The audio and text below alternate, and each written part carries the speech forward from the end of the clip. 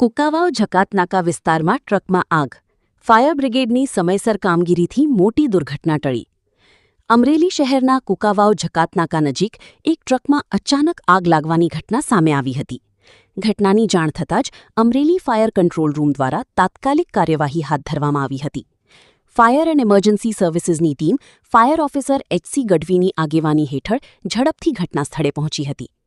Fire ટીમે સ્થળ પર પહોંચી પોતાની કુશળતા અને ઝડપી કામગીરી દ્વારા આગ પર કાબૂ મેળવી લીધો હતો, જેના કારણે મોટી દુર્ઘટના ટળી હતી. આ કામગીરીમાં ફાયર સ્ટાફના ભગવતસિંહ ગોહિલ અને કૃષ્ણભાઈ ઓળકિયાએ મહત્વપૂર્ણ ભૂમિકા ભજવી હતી.